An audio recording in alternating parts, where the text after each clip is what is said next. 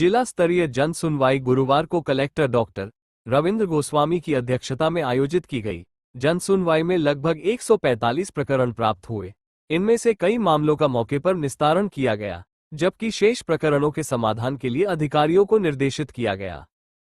ये जन सुनवाई में अब तक 125 परिवाद प्राप्त हो चुके हैं। दोनों निगम, यूआईटी, राजस्व और अन्य विभागों से संबंधित जो परिवाद प्राप्त हुए हैं उनका यहाँ जो अधिकारी बैठे हैं उनको त्वरित तरीके से निस्तारण करके निर्देश दिए जा रहे हैं। पिछली बार के जो प्रकरण दर्ज हुए थे उसमें प्रोग्रेस है उसको भी रिव्यू किया जाता है और ज़िले में जो परिवादों की संख्या है और उसका निस्तारण है उसकी मॉनिटरिंग भी इस बैठक के माध्यम से की जाती है।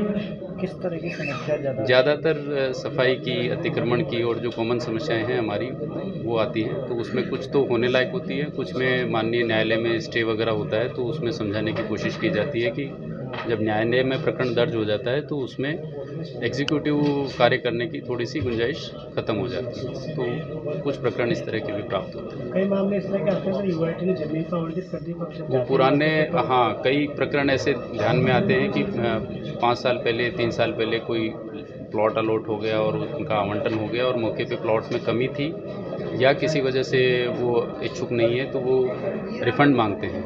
किसी और ने भी अतिक्रमण कुछ प्रकरण अतिक्रमण के हैं, लेकिन ज़्यादातर प्रकरण ऐसे हैं कि प्लॉट मिसिंग हो गया या प्लॉट की साइज़ जैसे वो आवंटन हुआ उस टाइम के हिसाब से नहीं थी, तो उनका हम कोशिश करते हैं कि अतिक्रमण हटने वाला हो। अगर एक प्रकरण इस तरह का भी आया कि उसमें आवंटन हो गया और वहाँ पे जो मौके पे जिसने अतिक्रमण था वो कह रहा है कि उसका पट्टा है, तो फिर जांच करके कार्रवाई की जाती है, पर प्रक्रियाएं फॉलो करनी पड़ती हैं।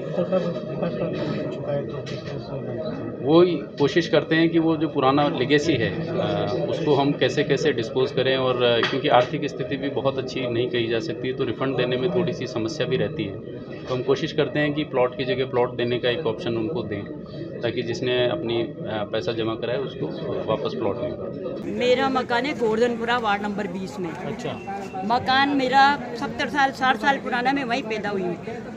मेरे सामने वाले ने अतिक्रमण करके रोड छोटा कर दिया, गली छोटी कर दी और दुकान बड़ी कर ली, क्योंकि सुमन शर्मा का आदमी था उस टाइम, चेयरमैन थी वो, और उसमें फिर आगे टीन लगा लिए, रास्ता सकड़ा हो गया। अब जैसे ही डीजे आते हैं, बड़ी गाड़ी आती है, मेरे मकान को तोड़ा जाता है। मेरे मकान पे वो एक पत्थर उसके लिए लगा रखा है, उसमें जाता है। मेरे पड़ोसी ने टैंक खोल के लेटिंग हुआ रहा है नाली में।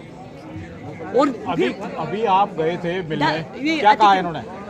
हमेशा आश्वासन देते हैं, पर जो वहाँ कह देते हैं, वहाँ का जेईएन विनोद मेरा वो काम नहीं होने देता है।